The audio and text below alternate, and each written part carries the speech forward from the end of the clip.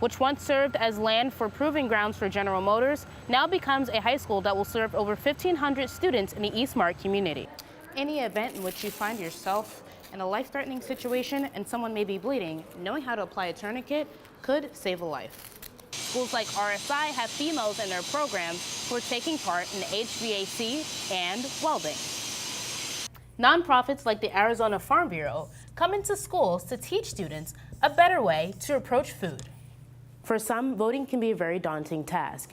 Entities like the Citizens Clean Elections Commission exist to help make that an easier process. Welcome to this Cronkite News Update here on Facebook Live. I'm Taniyah Williamson. Here are the top stories that we're tracking today at noon.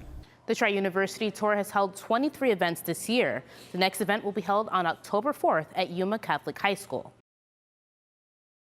I don't know what it is, but something about the noises, the smells, getting dirty and gritty, and just making fires and grinding stuff. It's just, I love it. Emily Donahue took on welding classes to improve her skills as an artist. I felt more intimidated about my personal standpoint of learning it rather than being outnumbered gender-wise. So I've always been able to scrap it with the boys pretty well. Schools like RSI have females in their programs who are taking part in HVAC and welding. Melissa Hayes worked in the health field before making a career change. It just wasn't for me. So with welding, I mean, you still interact with people, but I just like to disappear underneath the hood and just, put my work in that way. Hayes says welding isn't just about the personal freedom, it offers her a better income. I have a son I want to provide for, and this is very good earning potential. According to the Bureau of Labor Statistics, the average annual income of a welder is just more than $40,000. For some of the men at RSI, having women part of the team is an added bonus. The women are really big on safety, and they'll take that extra step to do a job done right the first time, as opposed to taking a shortcut and trying to minimize the time it takes to do a job. For Emily Donahue, being a woman is only one factor. She just wants to weld. I'm kind of excited, more of a challenge than anything, to get out there and to be the minority in this field. In Phoenix, Taniyah Williamson, Cronkite News. Election day is in less than a month, and now that voter registration is closed, the only thing left to do is get out there and vote. Candidate David Garcia believes that it is now up to the people to decide what the end results will be.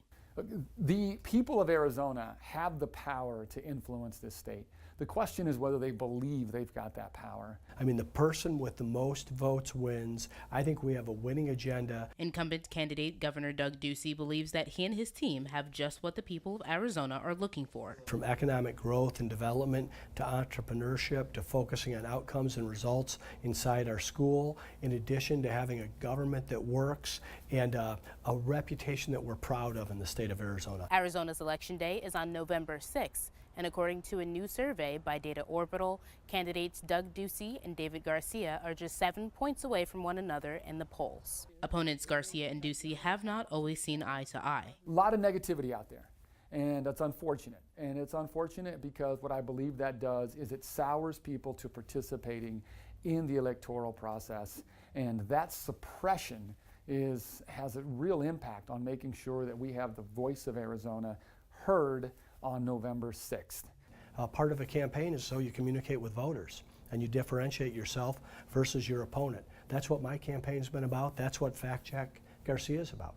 However, the one thing they can agree on is a desire to change education in the state of Arizona. Well, I believe the biggest issue in Arizona is education. We want our kids, the 1.1 million school children in our public education system, to have an education of value so that they can go out to the marketplace. We've got teachers that are looking to change leadership in Arizona, so they recognize that they need folks at the legislature and in the governor's office who are going to trust them, respect the teaching profession, and be committed to their work. In Phoenix, Taniyah Williamson, Cronkite News.